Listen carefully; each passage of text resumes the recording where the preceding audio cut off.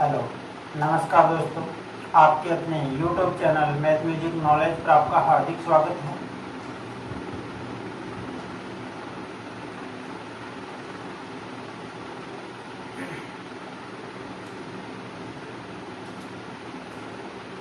Hello, नमस्कार दोस्तों। आपके अपने YouTube channel math music knowledge पर आपका हार्दिक स्वागत है। आज मैं आपके लिए जो आपकी जो 30 तारीख की एग्ज़ाम है आरबीसी बोर्ड की, उसमें इम्पोर्टेंट क्वेश्चन जिस प्रकार से पेपर आपका आता है उस प्रकार से मैं आपके सामने एक खंड अपना जो पेपर है वो 4 खंड में विभाजित होता है। इस प्रकार से ध्यान से इसको समझ लेना कि एक खंड इसमें 1 से 10 तक के जो क्वेश्चन पूछे जाते हैं वो एक एक नंबर के क्वेश्चन पूछे जाते हैं। और खंड ब में है वो 11 से लगाकर 15 तक के जो क्वेश्चन हैं वो सारे आपको 2-2 अंक के पूछे जाते हैं। और खंड स की अगर मैं बात करूं तो इसमें 16 से 25 तक के जो क्वेश्चन है वो 3-3 अंक के आपको पूछे जाते हैं। और खंड द जो खंड आपका द है वो 26 से लगाकर 30 तक के जो क्वेश्चन है वह आपके 6-6 अंक के पूछे जाते हैं। इस प्रकार से टोटल अपना 80 अंक का पेपर आता है। टोटल अपना है वो 80 अंक का पेपर आता है। इस प्रकार से आपका डिवाइडेशन होता है। तो आज मैं आपके लिए एक खंड जो है कौन सी प्रश्नावली में से जो ये 10 क्वेश्चन है किस प्रकार से पूछे जाते हैं फिक्स है ये कि इस प्रश्नावली में से 1 नंबर का क्वेश्चन ऐसा आता है, इस प्रश्नावली में से आएगा, इसमें से आएगा। जो कौन कौन सी प्रश्नावली में से ऐसे क्वेश्चन आ रहे हैं वो कुछ इंपॉर्टेंट क्वेश्चन मैं आपको आज यहाँ करवाने जा रहा हूँ। तो अच्छी तरीके से देखना। हो सकता है ये क्वेश्चन आपको देखने को बोर्ड एग्जाम में पेपर में वहाँ मिल जाए, तो अच्छी तरीके से देख लेना। आज मैं कुछ एक खंड की फिर हम बैखंड के सेकंड के टोटल करेंगे किस प्रकार से। तो आप इन वीडियो को जरूर देखना। देखो, पहले 2 क्वेश्चन हैं। जो पहले अपने 2 क्वेश्चन हैं वो दोनों ही अपने पहली प्रश्नावली से आएंगे वैदिक गणित से। स्टार्टिंग के जो 2 क्वेश्चन आएंगे एक एक नंबर एक खंड स्टार्ट कर दिया है मैंने। और इसमें दोनों क्वेश्चन पहला और दूसरा दोनों वैदिक गणित से आएंगे। और वो किस प्रकार के क्वेश्चन हैं वो देखो। एकदम एक ही चैप्टर दे रखा है, अपने कोई हटा दिया है पिछली जो बुक थी उसको हटा दिया था, उसमें थोड़ा सा नया मैटर जोड़ा था। वो एक ही चैप्टर दे रखा था अपने 20 से क्वेश्चन है लगभग उसमें। तो उसमें से किस प्रकार के जो क्वेश्चन आपको एक एक नंबर में पूछे जाएंगे उनके बारे में मैं डिस्कस कर रहा हूँ यहाँ। तो निखिलम विधि इस प्रकार से क्वेश्चन, पहला क्वेश्चन, निखिलम विधि द्वारा 95 का वर्ग ज्ञात कीजिए। अब हो सकता है यहाँ 95 की जगह आपको संख्या परिवर्तित होके मिल जाए, तो इसमें कोई बड़ी बात नहीं है। संख्या परिवर्तित होकर आ सकती है लेकिन ऐसा क्वेश्चन आपको मिलेगा। तो निखिलम विधि आ सकती है या आपको लिखा हुआ वहां पे निखिलम विधि का दूसरा नाम है उपसूत्र यावदुनम तावदुनी। निखिलम विधि का ही दूसरा नाम है उपसूत्र यावदुनम तावदुनी विधि द्वारा निम्न का वर्ग ज्ञात कीजिए। वो संख्या आपको दी हुई होगी, तो ये नाम आए चाहे निखिलम नाम आए, विधि वही आपको लगानी है। तो आपको इसका फॉर्मूला ध्यान में रखना है। अगर वर्ग ज्ञात करना है निखिलम विधि द्वारा या फिर यावदुनम तावदुनी विधि द्वारा, दोनों एक ही चीज है। ये नाम भी मिल सकता है और ये नाम भी आपको मिल सकता है। तो वर्ग आपको याद करना है। तो संख्या प्लस विचलन, संख्या प्लस विचलन, संख्या प्लस विचलन और विचलन का स्क्वायर ऑब्लिक विचलन का स्क्वायर। संख्या प्लस विचलन ऑब्लिक विचलन का स्क्वायर अपने को आधार लेना है। यहाँ पे विचलन निकालना है आधार से और उसके बाद में फॉर्मूले में रखना है। जैसे यहाँ पे आपको 95 का निकालना है कि 95 का निखिलम विधि द्वारा क्या ज्ञात करना है, वर्ग ज्ञात करना है। तो 95 का वर्ग ज्ञात करना है आपको। किसका ज्ञात करना है? 95 का। तो ये 95 है वो किसके पास में है? या तो आपको आधार 10 के पास में, आधार आप नॉर्मल आपने पढ़ा होगा वैदिक गणित में, या तो आधार 10 लेते हैं, या फिर 100 लेते हैं, या फिर 1000 लेते हैं। इस प्रकार से आधार लेते हैं। फिर वो अगर बीच में कोई संख्या है तो हम उप आधार के जरिए उनको हल करते हैं। तो यहाँ पर जो है वो लगभग आपको 100 के पास में दिखाई दे रहे हैं। तो यहाँ पे जो आधार है वो कितना हो जाएगा? आधार की अगर मैं बात करूं तो इस 95 में कितना हो जाएगा? 100। और विचलन की बात करूं तो कम होता है तो माइनस में होता है, और ज्यादा होता है तो प्लस में। अगर ये संख्या 100 से कम है, इससे कम है, 100 से कम है तो विचलन माइनस में, और 100 से यदि ज्यादा है तो विचलन हमेशा प्लस में। तो यहाँ 95 वो 100 से कम है, तो यहाँ पर हम देखेंगे तो विचलन आएगा अपना 5 या 0.5 लिख सकता हूँ मैं। 5 या 0.5 बात एक होगी, वो भी किस में आएगा? माइनस में आएगा, क्योंकि कम है, कम का मतलब माइनस, और ज्यादा है इसका मतलब किस में होगा? प्लस में। तो यहाँ पे इस फॉर्मूले में आप मान रख लो कि 95 है, वर्ग ज्ञात करना है। वर्ग ज्ञात करने का इस विधि से ये फॉर्मूला होता है, संख्या अपने पास में 95 थी, विचलन अपना था वो कितना था? ये प्लस, विचलन है अपना 0.5। इस प्रकार से रखना। फिर देखो विचलन का स्क्वायर, तो -0.5 का जो स्क्वायर है वो इस प्रकार से कर देंगे। ठीक है, 95 प्लस माइनस 5 हो गया। इसके बाद में -5 का स्क्वायर होता है, माइनस इंटू माइनस क्या हो जाता है? प्लस, और 5 यहाँ है, 5 यहाँ, तो 5 को 5 से इंटू करेंगे, कितना हो जाएगा? 25। तो माइनस का स्क्वायर हमेशा क्या होता है? प्लस होता है। क्या होता है? प्लस। 95 में से 5 गए, 90 यहाँ बच गए, और ये हो गया 25।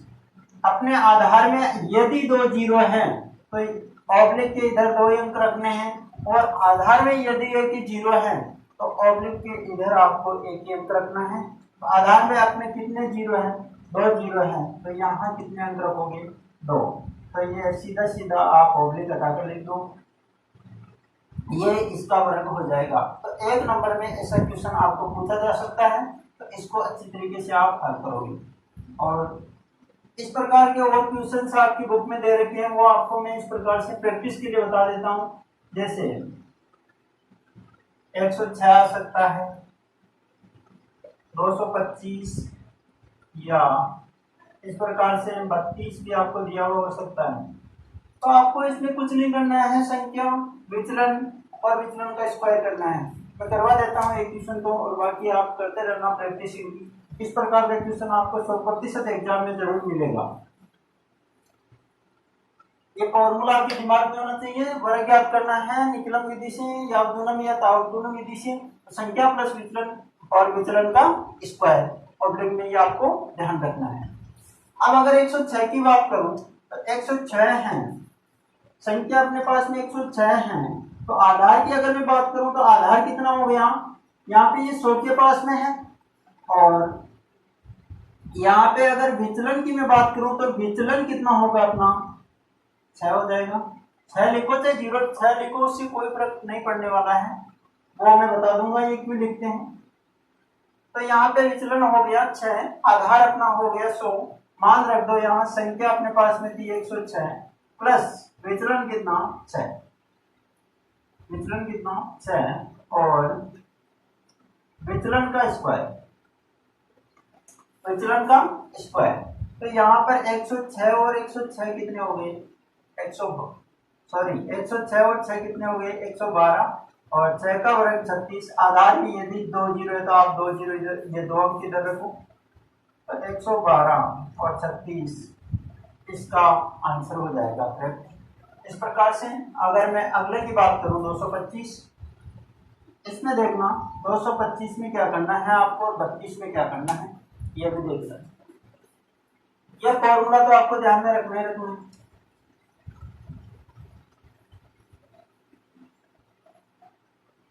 ये तो रखना ही रखना है। और इसके बाद में यदि आपके पास में आधार से काम नहीं चले, अगर आपको उपादान लेना पड़े तो उपादान लेना पड़े तो ये फॉर्मूला है वो थोड़ा सा परिवर्तन होगा। यहाँ पर मैं थोड़ा सा परिवर्तन कर देता हूँ। उपादान अंक,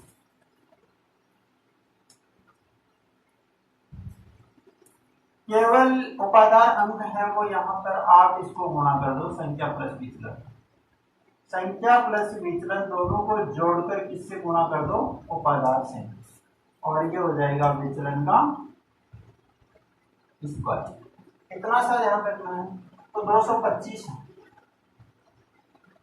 225 से कोई हट नहीं है। आधार अपना 100 लेना है।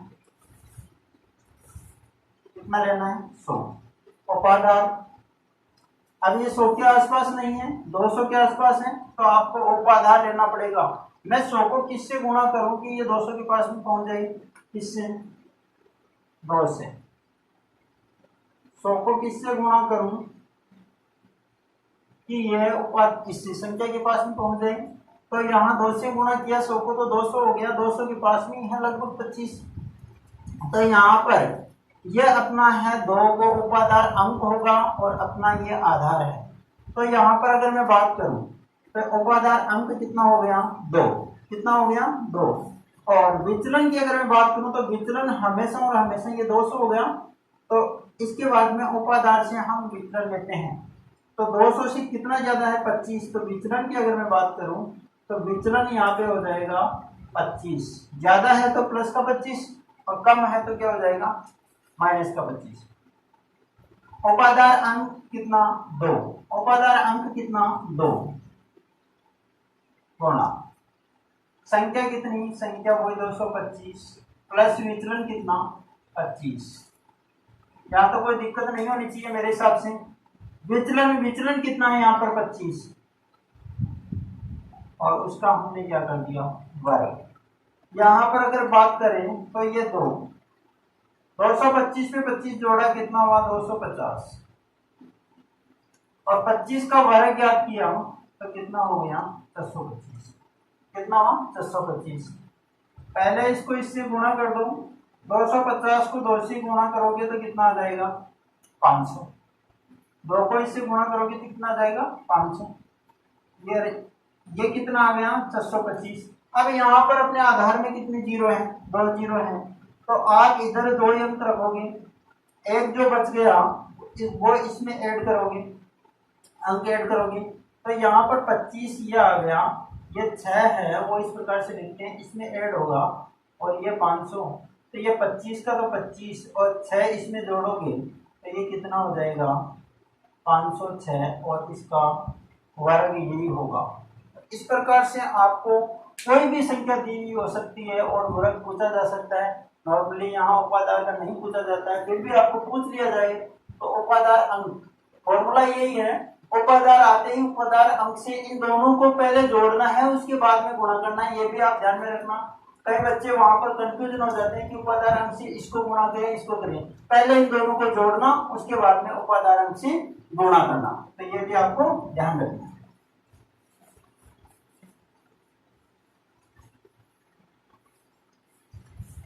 32 से 32 उसी प्रकार कर लोगे आप। आधार तो अपना 10 हो जाएगा और उपाधार अपना कितना हो जाएगा? चलो मैं करवा देता हूँ। यहाँ पर 32 कर 32 है अपना आधार, तो कितना हो जाएगा?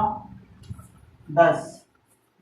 उपाधार भी लेना पड़ेगा। उपाधार कितना हो जाएगा? यहाँ पर 3 गुणा 10, 30 के पास में है तो 3 गुणा 10 30, 30 के पास में 32 है। और यहाँ पर उपाधार अंक अपना कितना हो गया? 3। और अगर विचलन की बात करें तो विचलन कितना हो गया? विचलन अपना 2 हो गया। कहा था मैंने कितना हो गया? ये 30, 30 से कितना ज्यादा है? 2 ज्यादा है। तो यहाँ पर वही संख्या प्लस विचलन, उपाधार है तो उपाधार अंक, उपाधार अंक। उसके बाद में संख्या, संख्या क्या है अपनी?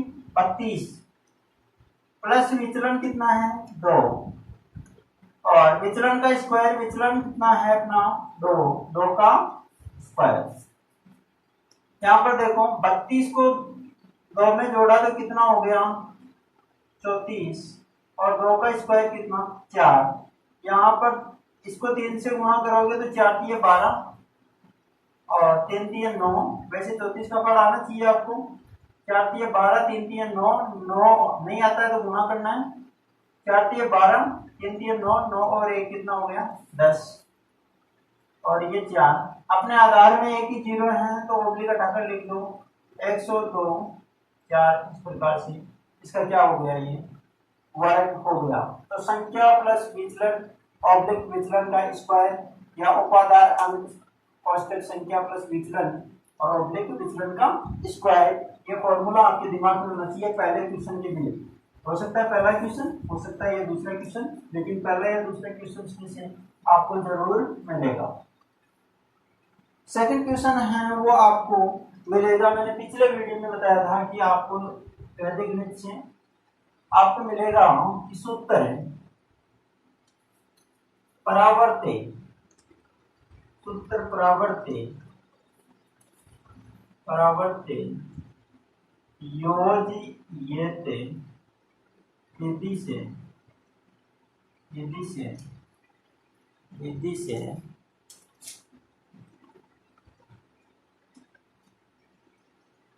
योज्यते द्वारा समीकरण 13x-4 इक्वल टू 9x+10 को हल कीजिए।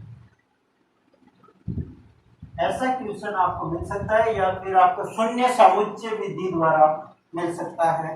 पहला और दूसरा क्वेश्चन दोनों इसी प्रकार आपको मिलेंगे। तो यहाँ पर ये देखते ही आपके परावर्ती योज्य के 4 जो फॉर्मूले हैं वो अपने दिमाग में आ जाने चाहिए। वो 4 सूत्र आपके दिमाग में आते ही यहाँ पे आपको पता लग रहा है कि ये किस रूप का है, तो आप देखते ही पहचान लोगे कि ax plus B equal to cx plus D रूप का है। किस रूप का है? ax plus B equal to cx plus D रूप का है। तो यहाँ पर अगर हम मैं बात करूं तो इसको मैं देखूं इस प्रकार से लिख सकता हूं। उस रूप में बनाने के लिए मैंने इसको अगर दूसरे क्वेश्चन को क्लियर करना तो मेरा इसके जो वैदिक गणित का पीछे वाला वीडियो है उसको अच्छी तरीके से देख लो। चारों जो अनुप्रयोग है इसके उनके ऊपर सब पर आधारित मैंने क्वेश्चन करवाए, तो वो देखने पर आपका 1 नंबर जरूर क्लियर होगा। तो आप उसको देख सकते हो। यहाँ पर मैं इसको करवा देता हूँ फिर भी। ये देखो, ये ए का मान, ये बी का मान, ये सी का मान, ये डी का मान। इसका हल ज्ञात करने के लिए आप सबको पता है कि डी माइनस बी और ए माइनस सी, इस प्रकार से इसका हल ज्ञात करते हैं। तो यहाँ से अगर x की वैल्यू निकालनी है तो डी कितना 10 माइनस, और मूल्य वाला माइनस है, b का मान कितना है यहाँ पर माइनस के 4, और a का मान कितना है यहाँ पर 13, और c का मान कितना है 9। तो x बराबर माइनस माइनस प्लस 10 और 4 कितने हो गए, या एक स्टेप और लिखूंगे तो 10 माइनस माइनस प्लस और 13 में से 9 गए, कितने बचे 4। x बराबर क्या हुआ, यहाँ पर अगर मैं बात करूं तो ये हो गई 14 और ये कितने हो गए 4। कट रहा है तो काट दो 60, और ये कितनी बार 2 बार। किसके पार्ट से कटा 2 से ये कितनी बार कटा 7 बार, और ये कितनी बार कटा 4, कितनी बार कटा 2 बार। तो इस प्रकार से x की वैल्यू ये आ गई यहाँ पर।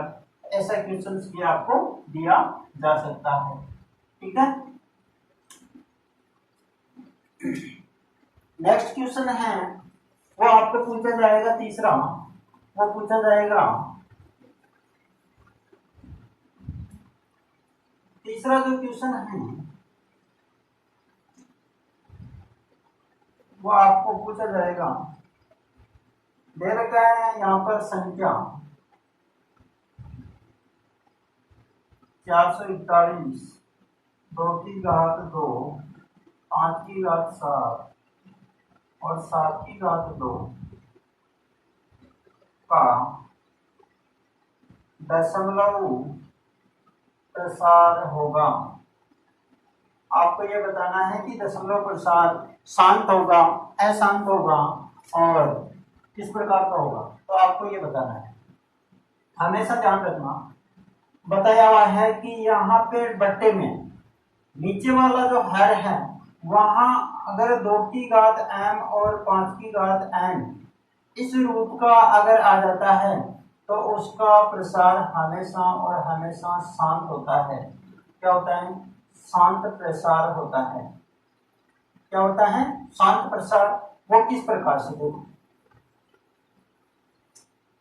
441 है, उसको मैं लिख सकता हूँ 21 गुणा 21, कोई दिक्कत नहीं। 2 की घात 2 है, 5 की घात 7 है, 7 की घात 2 है, या तो कोई दिक्कत नहीं। 21 और इसको मैं लिख सकता हूँ 3 गुणा 7। क्या लिख सकता हूँ? 21 को मैं लिख सकता हूँ 3 गुणा 7, कोई दिक्कत नहीं है। या फिर मैं लिख सकता हूँ इसको भी लिख सकता हूँ 3 गुणा 7 और इसको भी मैं लिख सकता हूँ 3 गुणा 7। बोलो कोई दिक्कत यहाँ पर नहीं है। फिर नीचे लिखा हुआ है 2 की घात, नीचे वाले को एज इट इज रखते जाओ आप, और 7 की घात कितना? 2। यहां से मैं लिख सकता हूँ 3 की घात 2, क्योंकि 3 इंटू 3 आ रहा है। 3 कितनी बार आ रहा है? 2 बार। तो 3 की घात 2 और ये कितना हो गया? 7 की घात 2। नीचे वाला एज इट इज रखो।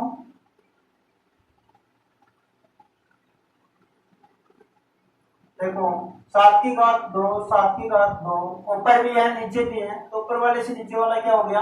Cancel out. तो यहाँ क्या बचा? 3 की घात 2 और नीचे वाला है। यहाँ पर घात आपको समान बनानी है। क्या बनानी है? समान। तो 3 की घात यहाँ से आगे यहाँ कर रहा हूं मैं, 3 की घात कितना? 2 और 5 की घात यहाँ 7 है। इन दोनों घातों को समान बनाने के लिए मुझे क्या करना पड़ेगा कि 2 की घात 2 तो यहाँ है, मुझे 7 बनाना है, तो मैं 2 की घात 5 से यहाँ गुणा कर दूं और 2 की घात 5 से यहाँ गुणा कर दूं। कोई दिक्कत होगा? कोई दिक्कत नहीं है किसी प्रकार की। आपका टारगेट यह है कि इसको नीचे रखना है, इसके अलावा जो भी है उसको उठाना है। दूसरा टारगेट अपना ये रहना चाहिए दोनों की घात समान होनी चाहिए। ठीक है, तो यहां से अगर इसको मैं लिखना चाहूँ तो ये तो हो गया 9 और ये हो गया 2 की घात 5 का मतलब ये हो गया 32। 2 की घात 5 मतलब 2 इंटू 2 इंटू 2 इंटू कितनी बार? 5 बार। तो 2 दूनी 4, 4 दूनी 8, 8 दूनी 16 और 16 दूनी कितना हो गया? 32। ठीक है, अब देखो आधार सम्मान और गुणा में वो बातें क्या हो जाती है? जुड़ जाती है। तो मैं लिख सकता हूँ यहाँ पर 2 की घात 7। आधार सम्मान हो गुणा में हो तो घातें जुड़ जाती हैं। आधार सम्मान है 2 2 और गुणा में है तो घातें क्या हो गई? जुड़ गई। ये बच गए यहाँ पर 5 की घात 7। क्लियर है?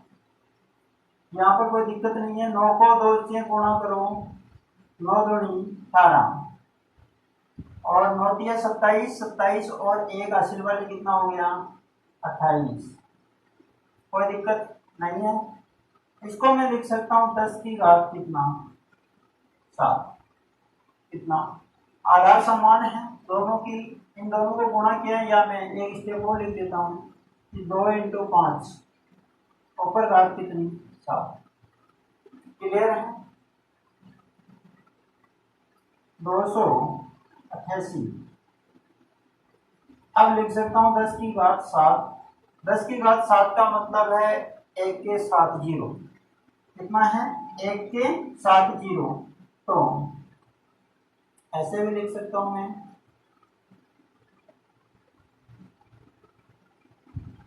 3 3 6 और 1 7। नीचे अगर 7 जीरो है तो आपको बाहर देना है, तो 7 अंक छोड़ के पॉइंट लगा दो। 7 अंक नहीं है तो 7 अंक बना लीजिए। 7 अंक बन गए, 3 तो ये है ही, 4 जीरो लगा दिए और यहाँ पे जीरो लगते ही ये इसका जो प्रसार है वो क्या आ गया? शांत दशमलव प्रसार। इस प्रकार से आप क्वेश्चंस को कर सकते हो। एक क्वेश्चन और है यहाँ पर कि 17/8, इसको भी आप इसी प्रकार हल करोगे तो यहाँ पर आप लिख सकते हो क्या कि 17/8 है, उस 2 की घात कितना लिख सकते हो यहाँ पर? 3। अब ये 2 की घात 3 है केवल नीचे, तो इसका प्रसार है वो दशमलव प्रसार होगा या वो शांत होगा या अशांत होगा। तो ये शांति होगा किस प्रकार से, क्योंकि मैं यहाँ पर 2 की घात 5 की घात 3 से ऊपर गुणा कर दूं, 5 की घात 3 से नीचे गुणा कर दूं, कोई फर्क पड़ेगा क्या? नहीं है। तो हम बना सकते हैं, तो कोई फर्क नहीं पड़ेगा। इस प्रकार से हमें ये करना आना चाहिए। तो आपका टारगेट ये होना चाहिए नीचे से इस प्रकार से, ये आपका करेक्ट आंसर होगा इसका। देखो नेक्स्ट क्वेश्चन। तो तीसरा क्वेश्चन है वो इस प्रकार का, या फिर आपको पूछ सकता है एलसीएम या एचसीएफ निकालो। पिछले समय से ही आ रहा है एलसीएम और एचसीएफ निकालना, तो वो भी आपको आना चाहिए। जो पिछले साल है वो इस प्रकार से क्वेश्चन आया था, 95 और 152 का एचसीएफ ज्ञात कीजिए। 95 और 152 का एचसीएफ ज्ञात कीजिए। तो ये करना भी आना चाहिए। या फिर आप विविध प्रश्नमाला का, जो अपनी मिसलेनियस है विविध प्रश्नमाला है, उसके क्वेश्चन नंबर 1 आ गया है, क्वेश्चन नंबर 3 है वो भी आ गया है। आप 1 से लगाकर 10 या 11 तक के जो क्वेश्चन है इसके वो अच्छी तरीके से देख लेना, वहां से 1 नंबर का क्वेश्चन आपके कंफर्म आ जाएगा। तो आप इसको भी अच्छी तरीके से देख लेना, इंपॉर्टेंट है।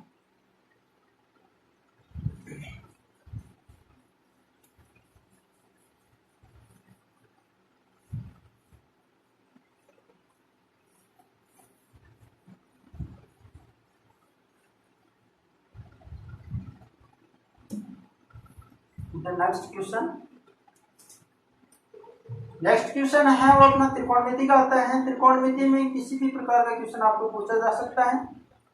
पहला संभावना यहाँ से ये बनती है कि फोर्थ क्वेश्चन में आपको करवा रहा हूँ 1 नंबर वाले खंड ए का। तो यहाँ से cos 19 और sin 71 का मान ज्ञात कीजिए। इस पे मैं एक वीडियो बना चुका हूँ पूरक कोण पे, आपको पहले ये देख लेना है। ये डिग्री है यहाँ पे, ये दोनों का योग 90 डिग्री हो रहा है, तो ये पूरक कोण है। तो आपको या तो ऊपर वाले को परिवर्तित करना है या नीचे वाले को परिवर्तित करना है। क्या मैं ऊपर वाले को परिवर्तित कर लेता हूँ, तो cos 90 माइनस 71 डिग्री में देख सकता हूँ। केवल देखो cos का cos है, कोई दिक्कत नहीं। केवल 19 को लिखा है 90 माइनस 71, क्या लिखा है 90 माइनस 71, तो कितना हो गया 19, और ये हो गया अपना साइन 71 डिग्री। तो कोस 90 माइनस थीटा आपको पता है, कोस 90 माइनस थीटा है वो होता है साइन थीटा। क्या होता है साइन थीटा। तो कोस 90 माइनस थीटा, यहाँ थीटा का काम कौन कर रहा है 71, तो यहाँ पे साइन 71 और नीचे भी कितना है समान संख्या का समान संख्या में भाग कितनी बार एक बार, बटे में है तो उसका आंसर 1 हमेशा, और माइनस में है तो उसका आंसर हमेशा क्या आएगा 0। तो इस प्रकार से फोर्थ क्वेश्चन आपको पूछा जा सकता है। या फिर ये फोर्थ क्वेश्चन यहाँ से आपको नहीं पूछा जाता है, यह अभी जो मैंने करवाया है वो 7.2 में से आपको ये क्वेश्चन करवाया है। अगर यहाँ से नहीं पूछा जाता है तो फिर एक संभावना और बचती है कि वो क्वेश्चन पूछेगा आपको कहाँ से, अपनी सारणी है टेबल जो रखी है वहां से, कि वहां से क्वेश्चन किस प्रकार से पूछेगा। या तो इस प्रकार से क्वेश्चन पूछ लेगा, इस प्रकार से क्वेश्चन नहीं पूछेगा तो क्वेश्चन पूछेगा आपको sine 60 degree, cos 30 degree, sine 30 degree और cos 60 डिग्री का मान ज्ञात कीजिए। अगर आपको इस प्रकार से क्वेश्चन नहीं पूछता है तो एक संभावना और बचती है, वो क्वेश्चन इस प्रकार से आपको पूछ सकता है। दोनों में से एक संभावना तो क्लियर है। इसके लिए आपको टेबल है उसका मान याद करना याद होना चाहिए, टेबल बनाना आपको आनी चाहिए। अगर ज्ञात नहीं है तो बनाना आपको आनी चाहिए, सीधी सी बात है। तो पीछे वाले रफ पन्ने में जाते ही आप बना लेना। साइन 60 की जो वैल्यू है वो आपको पता है कितनी होती है, √3/2। यहाँ किसी का निशान नहीं है, इसका मतलब गुणा का निशान है। और cos 30 की वैल्यू भी कितनी होती है, √3/2 होती है। प्लस साइन 60 की वैल्यू साइन 30 की वैल्यू 1/2 होती है, और साइन कोस 60 की वैल्यू, कोस 60 की वैल्यू है वो भी कितनी होती है, 1/2 होती है। अब देखो इसको हल करना है, √3 को √3 से गुणा करना है तो हमेशा कितना आता है 3, और 2 को 2 से गुणा किया तो हमेशा कितना है 4। पहले हमेशा गुणा, उसके बाद में प्लस होगा, फिर प्लस का निशान है, 1 को 1 से गुणा किया तो 1, और 2 को 2 से गुणा किया तो कितना आया 4। एलसीएम लिया तो दोनों ही समान संख्या है, कोई दिक्कत नहीं है। एलसीएम कितना आ गया 4, तो 4 का भाग 4 में एक बार, ये समान पद है तो ऊपर वाला एडिटिव, कोई फर्क नहीं पड़ेगा इसमें, और 3 और 1 कितना हो गया 4, और 4 में 4 का भाग दिया तो आंसर कितना 1। और ये क्वेश्चन आपको नहीं पूछता है तो इस प्रकार का क्वेश्चन आपको पूछ दिया जाता है। यहाँ पे मैंने ये डिग्री के मान दिए हुए हैं, यहाँ पे आपको पूछा जा सकता है परिवर्तित करके, लेकिन इस प्रकार का ही पूछेगा, इस प्रकार का नहीं तो फिर इस प्रकार का पूछ सकता है, तो ये भी आपको ध्यान रखना। अब देखो नेक्स्ट क्वेश्चन, मैंने 4 क्वेश्चन आपको करवा दिए हैं, 5वां क्वेश्चन आपको पूछा जाएगा, वो त्रिकोणमिति का पार्ट है, ऊंचाई और दूरी, वहां से पूछेगा। जैसे बोर्ड का पैटर्न है उसके आधार पर मैं क्वेश्चन आपको करवा रहा हूं, तो आप इसको अच्छी तरीके से देखें। 5वां जो क्वेश्चन है वो इस प्रकार से पूछेगा, दिया हुआ है आपको 10 मीटर ऊंची मीनार, 10 मीटर ऊंची मीनार के शिखर से पृथ्वी, शिखर से पृथ्वी पर एक बिंदु का अवनमन कोण, बिंदु का अवनमन कोण, बिंदु का अवनमन कोण 30 डिग्री है, बिंदु का अवनमन कोण 30 डिग्री है, बिंदु की मीनार से, मीनार के आधार से दूरी ज्ञात कीजिए, आधार से दूरी ज्ञात कीजिए। यहाँ केवल 2 ही संभावना बचती है, या तो आपको दूरी पूछेगा या आपको कोण पूछेगा, तो कोण और दूरी वाले क्वेश्चन आपको कोण का मान पूछेगा कि ये कितने डिग्री का आएगा, या फिर आपको दूरी पूछेगा कि क्षैतिज शीर्ष की दूरी क्या है, या फिर आपको कोई क्वेश्चन ऊंचाई का भी पूछ सकता है। तो इस प्रकार से 5वां क्वेश्चन है आपको त्रिकोणमिति का जो पार्ट है ऊंचाई और दूरी, वैसे 1 नंबर वाले क्वेश्चन मैंने अपने हैं पीछे जो वीडियो है प्लेलिस्ट खोल के देख लेना, उसमें दिया हुआ है, करवाए हुए इंपॉर्टेंट क्वेश्चन, तो वहां से आपको क्वेश्चन लगभग संभावना है कि आ जाएगा। तो ये करवा देता हूं मैं, 10 मीटर ऊंची मीनार के शिखर से पृथ्वी पर एक बिंदु का अवनमन कोण, 10 मीटर ऊंची मीनार है, मान लीजिए कि ये मीनार है अपनी, इसकी ऊंचाई है 10 मीटर, ये प्रश्न में दे रखी है 10 मीटर, क्लियर है।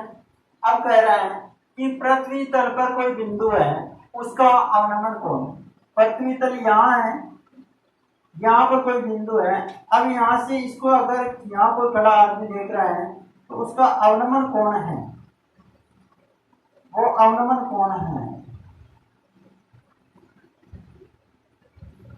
वो यहाँ से क्षैतिज, यहाँ से देख रहा है तो उसका क्षैतिज ये होगा, तो ये 30 डिग्री है, ठीक है, ये 30 डिग्री है। तो बिंदु के मीनार के आधार से दूरी ज्ञात कीजिए, बिंदु अपना ये है तो उसके आधार से मीनार की दूरी ज्ञात कीजिए, मीनार की दूरी ये है आपको, तो मान लेते हैं ये कितनी है अक्ष मीटर, कितनी है अक्ष मीटर। आपको पता है ये कोण 30 डिग्री है, तो ये कोण भी कितना हो जाएगा 30 डिग्री।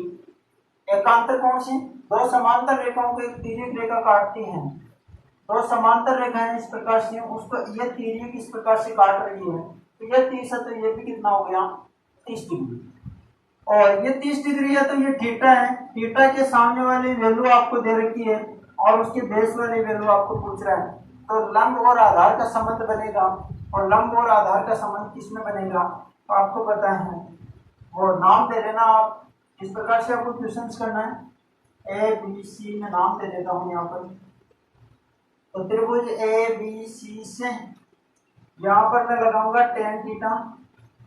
तो ये टेन थीटा लंब बटे आधार होता है, आपको सबको याद है। और टेन 30 डिग्री, टेन 30 डिग्री का मान आपको ध्यान में रखना है। कितना होता है? ये लंब है कितना? 10। लंब का मान कितना है? 10। और इसका मान हमें ज्ञात करना है अक्ष। टेन 30 का जो मान है वो कितना होता है? 1/√3। और ये 10 और ये वर्ग गुणा कर दो।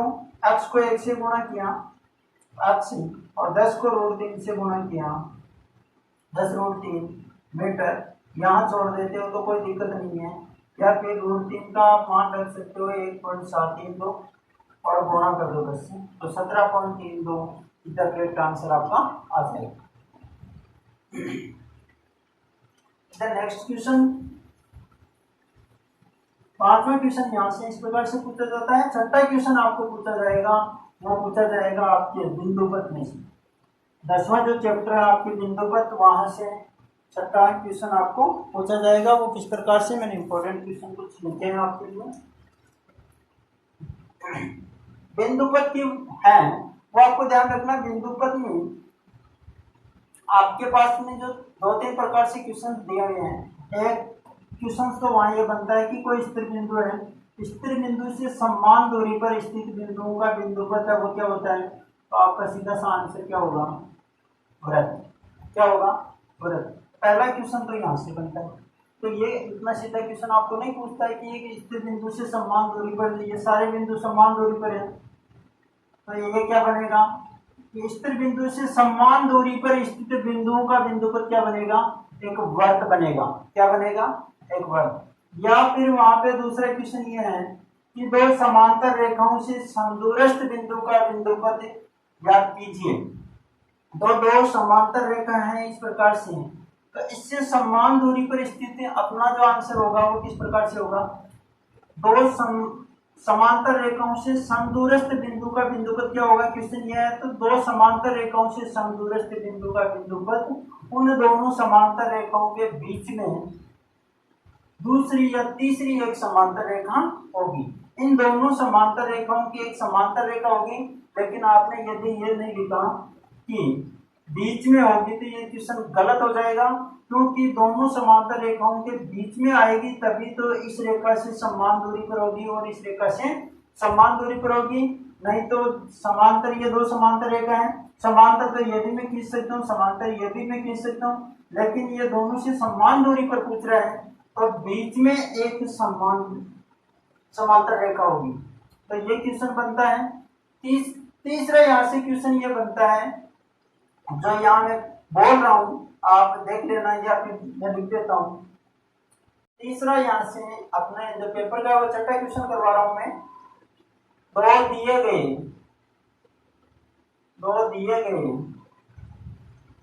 बिंदुओं से, दो दिए गए बिंदुओं से समदूरस्थ बिंदुओं का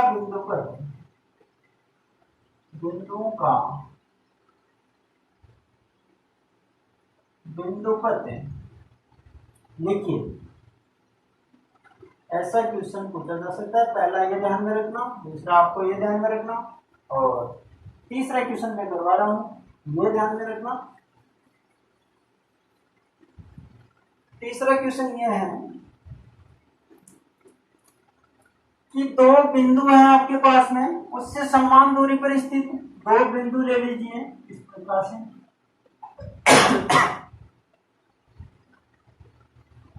तो दो बिंदु है इस प्रकार से, इससे समान दूरी पर स्थित कोई बिंदु पर, तो आपका आंसर क्या होगा? दो बिंदु हैं उससे समान दूरी पर स्थित बिंदु पर थे, वह होगा इन दोनों बिंदुओं को मिलाने वाली जो रेखा है, इन दोनों बिंदुओं को जो मिलाने वाली रेखा है उसका लंब समद्विभाजक। अगर मैं इस रेखा का इन दोनों बिंदुओं से समान दूरी पर स्थित बिंदु पर, वह होगा जो इन दोनों बिंदुओं को मिलाने वाली रेखा का लंब समद्विभाजक रेखा है, वो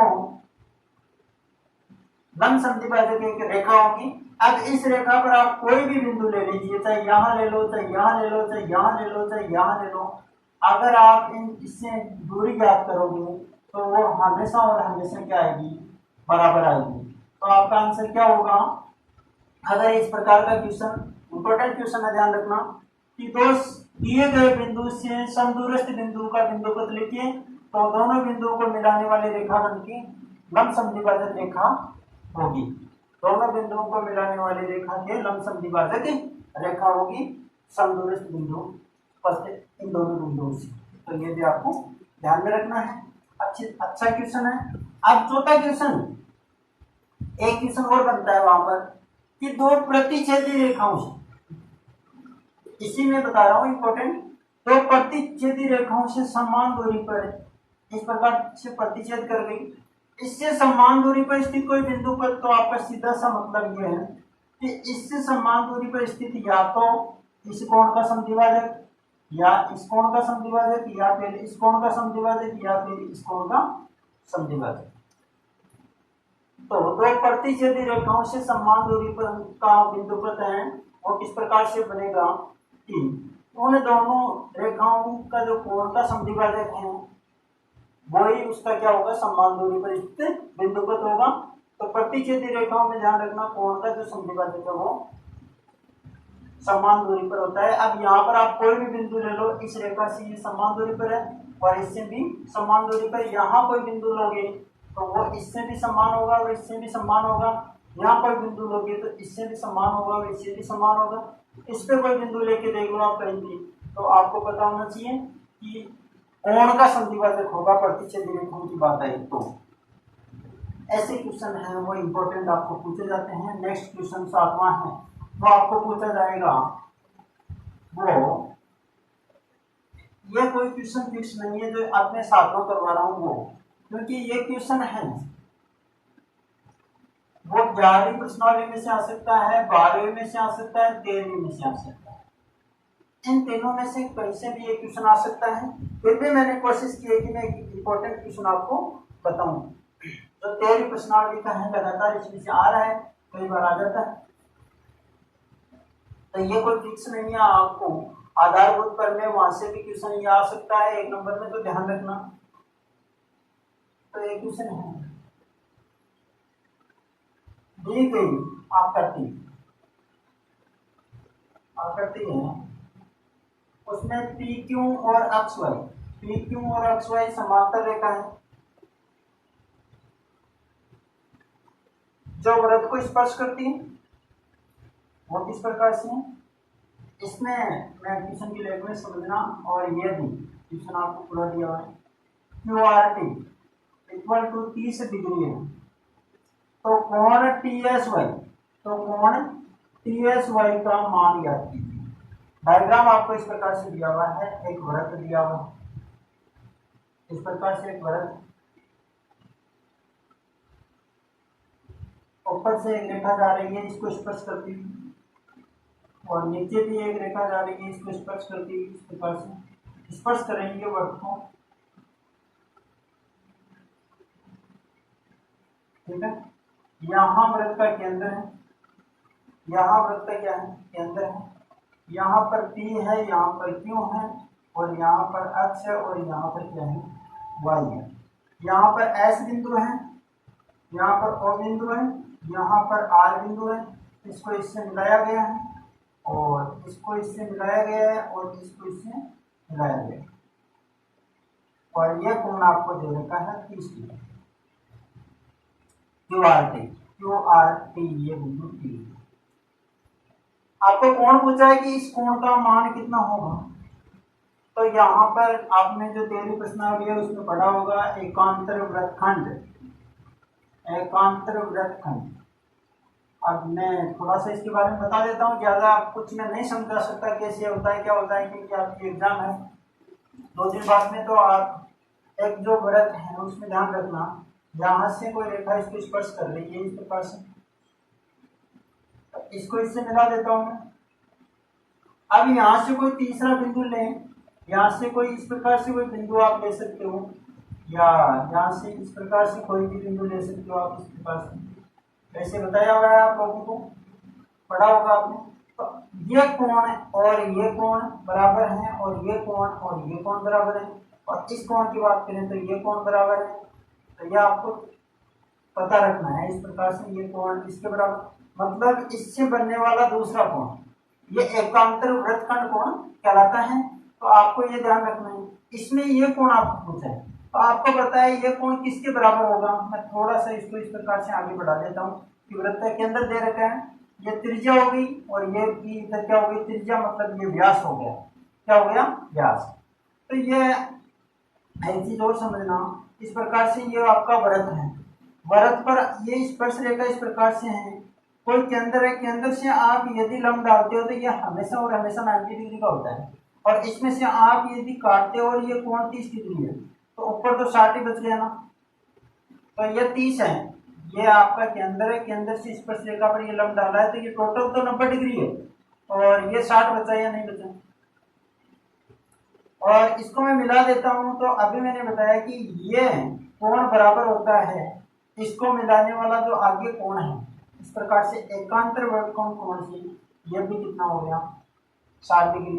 तो किस कोण से, एकांतर वृत्तखंड कोण से ये भी कितना हो गया 60 डिग्री। ये दो चीजें आपको ध्यान में रखनी है अच्छी तरीके से। ये तो केंद्र से स्पर्श रेखा पर हम लंब डालते हैं तो वो हमेशा 90 डिग्री बनाता है, और दूसरी चीज एकांतर वृत्तखंड कोण से ये कैसे होता है आपको सबको बताया हुआ है, पढ़ा होगा आपने अच्छी तरीके से, और आगे मैं बता दूंगा, लेकिन आपको एग्जाम की दृष्टि से ये जरूर ध्यान रखना।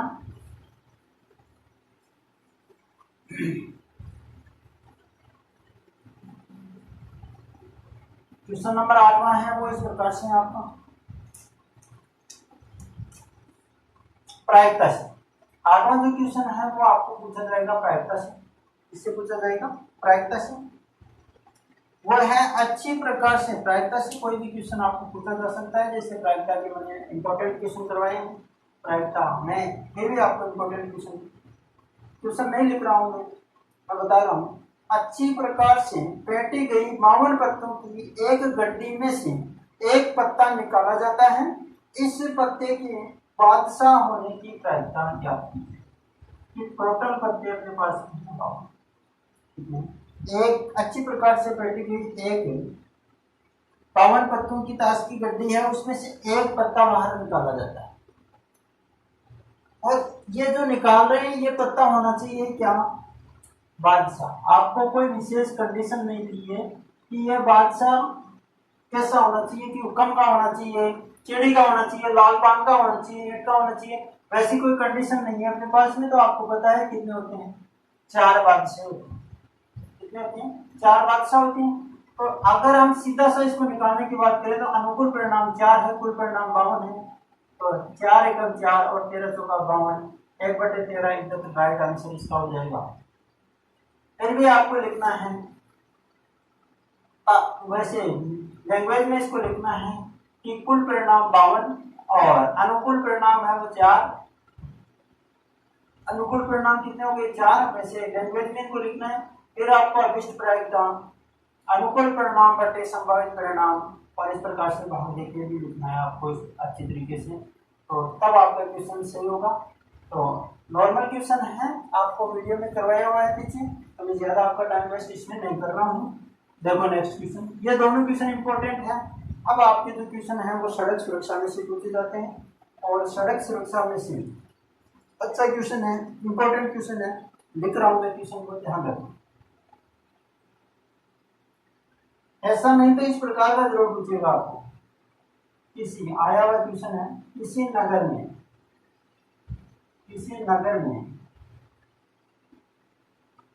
टैक्सी का किराया, किसी नगर में टैक्सी का किराया पहले किलोमीटर के लिए,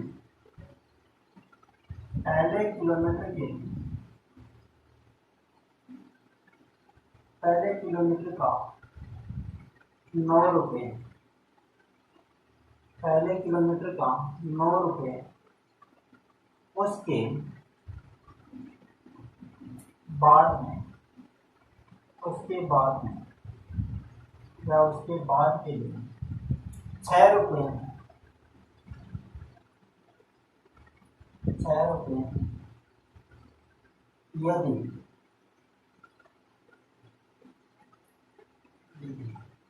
तय की गई दूरी 8 किलोमीटर है,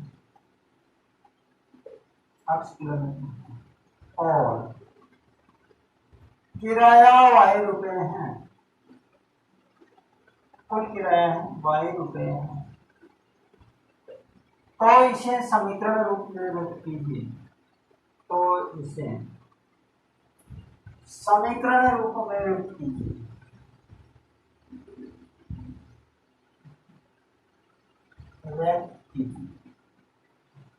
अच्छा क्वेश्चन, इंपॉर्टेंट क्वेश्चन,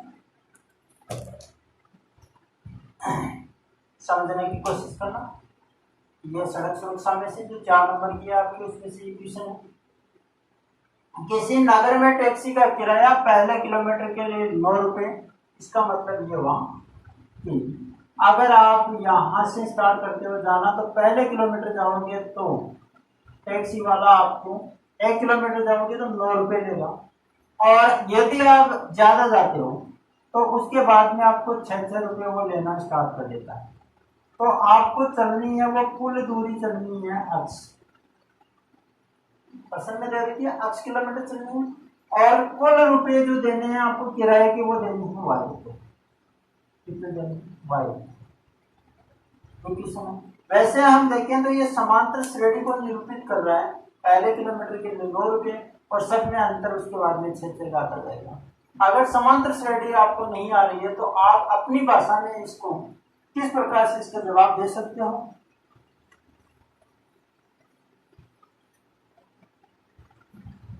यहां आप लिख सकते हो कि पहले किलोमीटर के लिए कितना है, पहले किलोमीटर के लिए 9 रुपये, उसके बाद वाले किलोमीटर के लिए कितने हैं 6 रुपये, उसके बाद वाले किलोमीटर के लिए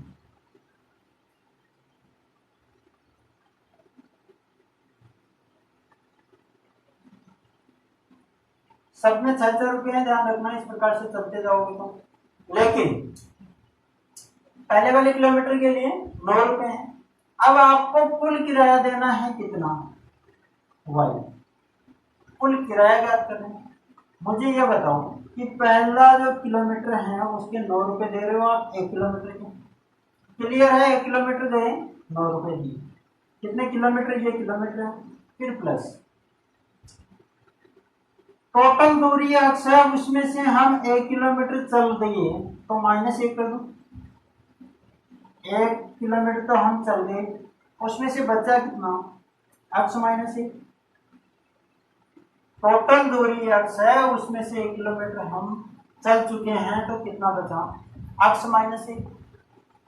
और x -1 दूरी है, इसका रुपये लेगा आपके पास 6 रुपये। कितना रुपये लेगा, 6 रुपये, दे रखा है अगले किलोमीटर के लिए कितने रुपये, 6 रुपये। तो यहाँ पर y बराबर 9 गुणा 1 कितना हो जाएगा 9। 6 को x से गुणा किया 6x, -6 को 1 से गुणा किया, यह भी स्वतंत्र मान है, यह भी स्वतंत्र मान है। तो ये प्लस का ये माइनस का, 9 में से 6 निकाल दो, कितना बचा, x वाला मान पहले लिख देता हूँ, ये बाद में लिख देता हूँ। ये समीकरण रूप में हुआ नहीं हुआ। तो इस प्रकार से आपको ध्यान में रखना है कि कुल किराया पहले किलोमीटर के लिए, उसके बाद में ये दूरी बची, और इसके बाद में कुल दूरी को अगर किराए से गुणा करोगे तो कुल किराया आपके पास में आ जाएगा। इसको अलग मैंने इसलिए निकाला कि टोटल का अगर होता तो हम क्या करते हैं, मान लो कि टोटल के 9 रुपये होते, टोटल दूरी होती है तो 9x हो जाता है। लेकिन अगला ये कह रहा है कि 1 किलोमीटर है उसके तो हमने 9 रुपये दे दिए, या तो अलग निकाल लो, और उसके बाद में जो दूरी बची कुल दूरी थी x, उसमें से 1 किलोमीटर तो पहले ही चल दी है तो 1 बच गया, यह x -1 बचा। अब इसका जो किराया है वो 6 रुपये लगेंगे, 1 के तो टोटल के कितने, 6 से इंटू कर दो, 6 से इंटू किया तो ये समीकरण आपके पास में इस प्रकार से बन गया। तो ये आपके पास में क्वेश्चन बन गया ऐसा। नेक्स्ट क्वेश्चन है वो भी अच्छा है, इंपॉर्टेंट क्वेश्चन 10वां।